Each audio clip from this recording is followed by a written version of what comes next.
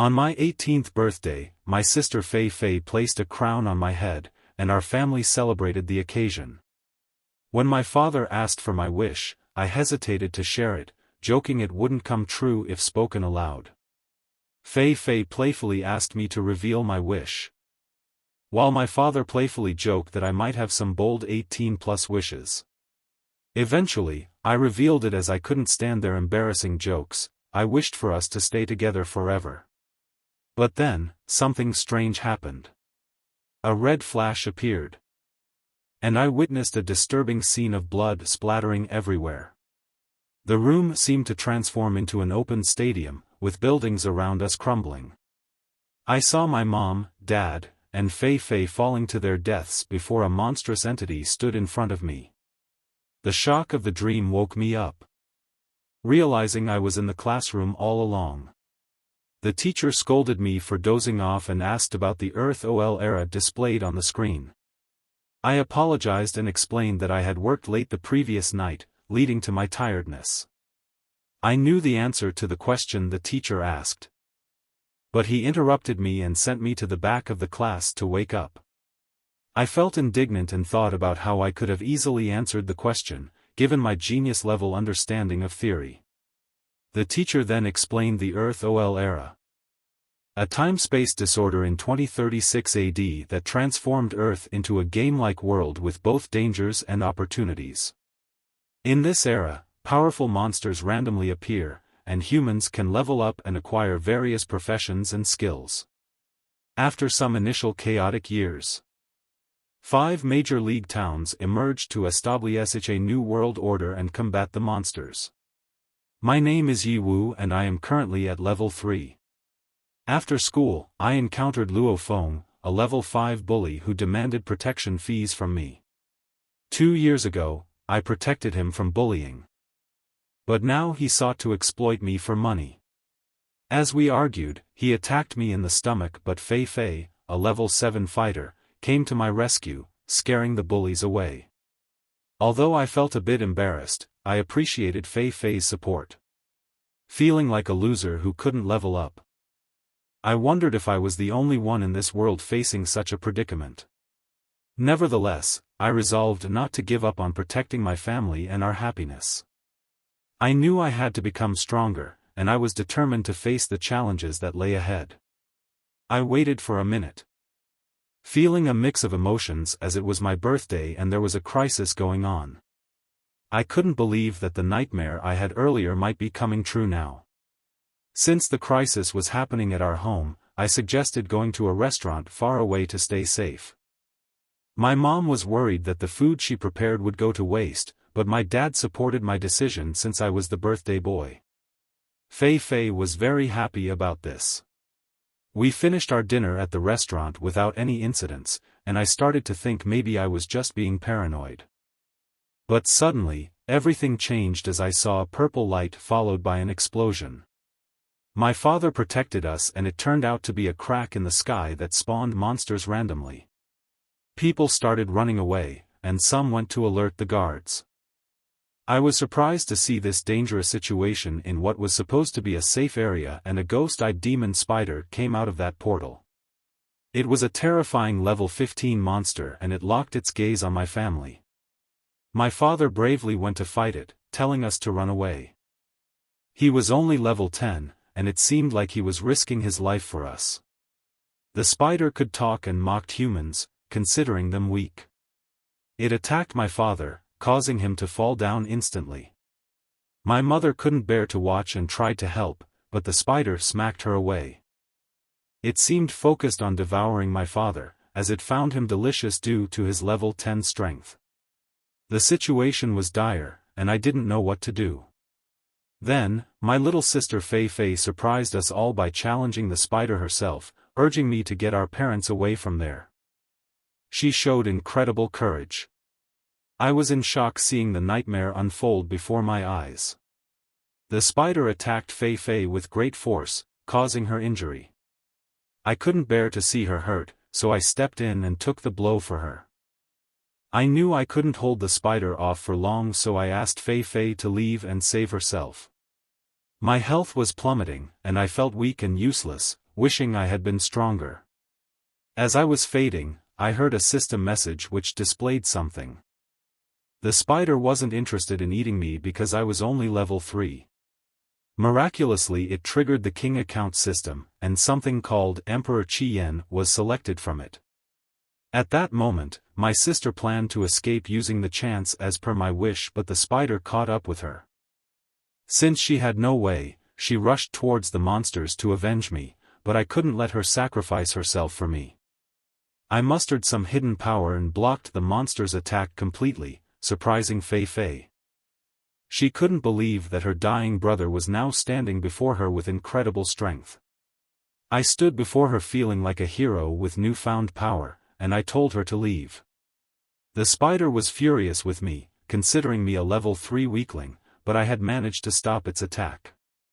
When it leaped at me again, I fought back with a flaming sword. With a single clash, I proved my strength by slashing its leg effortlessly. The spider was surprised that a level 3 could possess such force.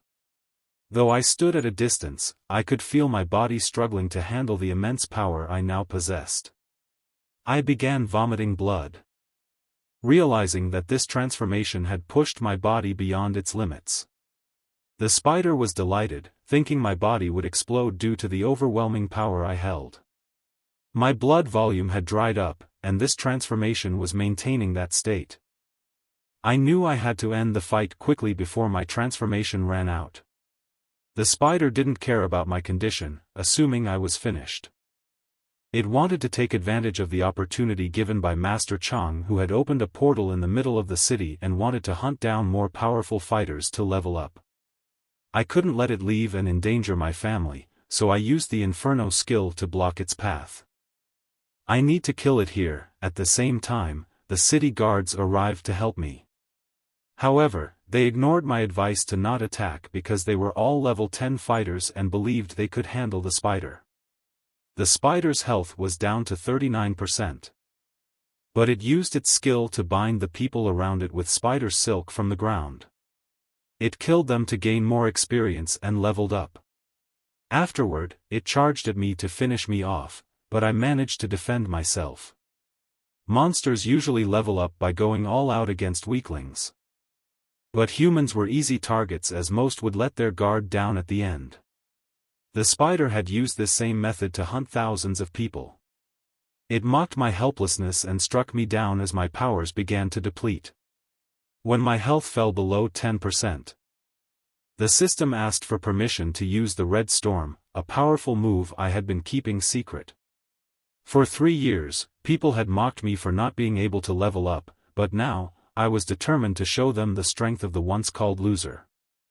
I unleashed the killer move, Red Storm, engulfing the spider in agony as it screamed in pain.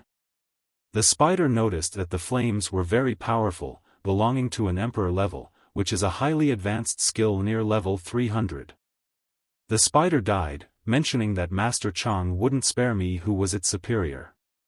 As it died, I received a message about the outcome, gaining 20,000 experience points. Although I survived, my body's strength was completely drained. However, I needed to collect the equipment and items dropped by the monster. When I picked up the loot, the system displayed various messages and automatically used 10,000 experience points to repair my body, restoring my health to 100% instantly. When I opened my eyes again, I found myself in a new system space, resembling a vast galaxy, different from the old one. In this system space, players can distribute experience points and assign attributes and equipment. But it was different from his poor little system space. Now I understood why my 3 years of hard work seemed futile, as this system had absorbed all of my experience points. I was surprised to discover a card with a person inside, known as the Qian Emperor. It seemed to be the source of my previous strength. The system referred to it as the King Account System, containing accounts from countless game planes with fully leveled kings. I could unlock these king accounts using my experience points. Since I had reached level 10, the random account, Qian Emperor, was activated because of my inability in that situation. With a high-level account like this, I could reach a higher level almost instantly. But the system challenged my expectations. I needed to use my experience points to increase the link level between me and the avatars. While I was impulsive, it wouldn't be easy to rely solely on the Qian Emperor's account to gain experience points. There were various forces in this world, known and unknown, and true power came from understanding their foundations. I needed to quickly learn how to optimally use the system. The details of the Qian Emperor's account were displayed, showing various attributes that were still locked. My goal was to gain more experience and unlock as many accounts as possible to have no weaknesses in attribute battles. The system asked if I wanted to increase my link level or unlock new attributes. I chose to increase my link level first, as it was crucial to enhance my power, while other decisions could be made later. With the link level upgraded, I could feel a new surge of power within me, but my basic attributes remained at level 3. As I pondered this, I heard a voice from outside, prompting me to exit the system. When I opened my eyes, I found myself in a hospital. I was relieved that my injuries had already been healed, but it pained to know that it had cost me 10,000 experience points. Outside the room, my mother and Fei Fei were arguing with the doctor about the high treatment costs. I was happy to see that all my family members were alright, but their arguments about the treatment expenses worried me. The doctor explained that all of them were under the effect of a poisonous debuff. While it wouldn't be fatal for Fei Fei and my mother, it could significantly impact their daily lives if left untreated. However, my father and I were in a different situation. The doctor warned that my father had only 1 month to live without treatment, while I had only 1 week, according to his analysis. Fei Fei was really surprised and coughed a lot when she heard the news that her mother was planning to sell their house.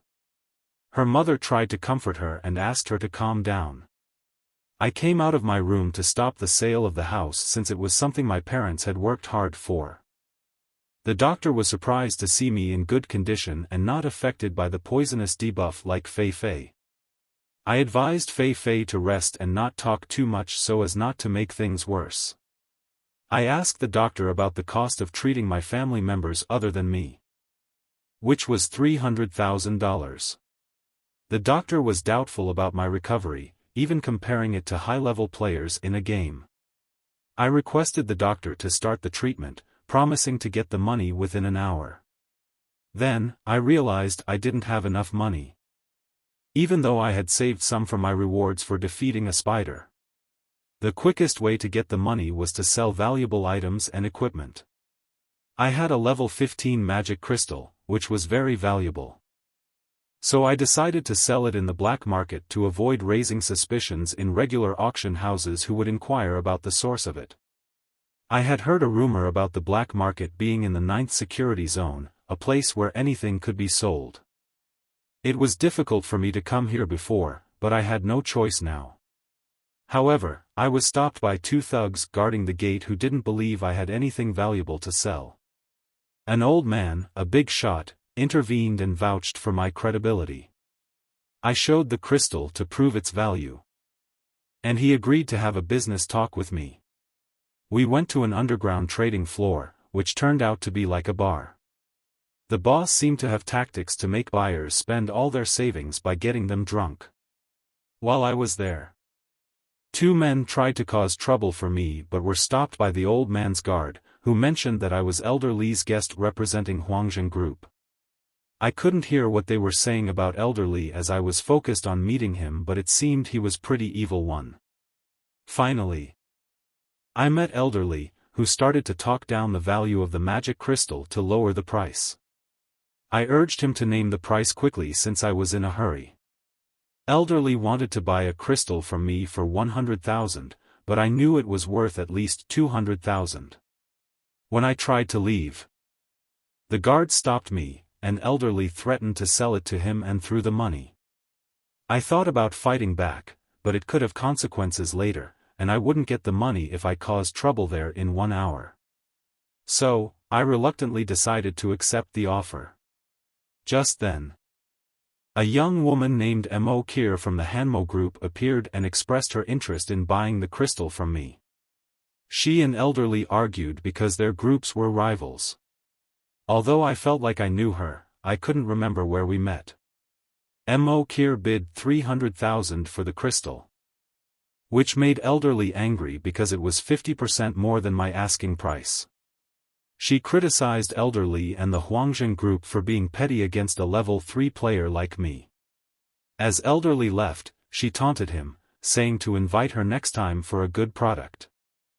Since she seemed trustworthy, I approached Mo Kier to discuss other items, but she wasn't interested and only did this to oppose Elderly, not to help me. She asked her guard to pay the money and dealt with the crystal as he pleased, showing her wealth and pride. I promised to repay her favor in the future. Meanwhile, my father's condition was deteriorating in the hospital.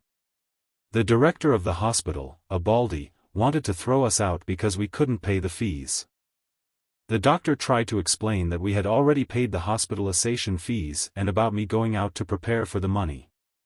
The baldy berated him and didn't believe that a level 3 player could make that much money. He even mocked us, saying our lives weren't worth the expensive treatment, and went to remove my father's mask. As I overheard this, I couldn't bear it anymore, so I kicked the door open and broke it to confront the director. The baldy was mad, but I couldn't forgive this hand, so I used my abilities to punish his hand for hurting my family. The doctor worried about the situation, but I assured him I would cover the expenses and praised his ethical behavior. The director was related to the dean, which allowed him to act this way, but it doesn't concern me. I paid the doctor for the treatment and thanked him for believing in me. The doctor realized I had unique abilities, like self-healing from poisonous effects and making 300,000 in an hour, which impressed him. Fei, feeling down for not being able to protect her family, shared her sadness with me. I comforted her, saying it was okay as I was also a bit late in responding. She expressed her regrets for not being able to participate in the dungeon competition, where students battled monsters. And even death was a possibility, with a prize of 500,000. I encouraged her to rest and take care of her health while leaving the prize money to me. I set my sights on that dungeon competition to make enough money and start my journey from zero to becoming a hero. I invited people to like and subscribe to learn more about my interesting journey to reach the world apex.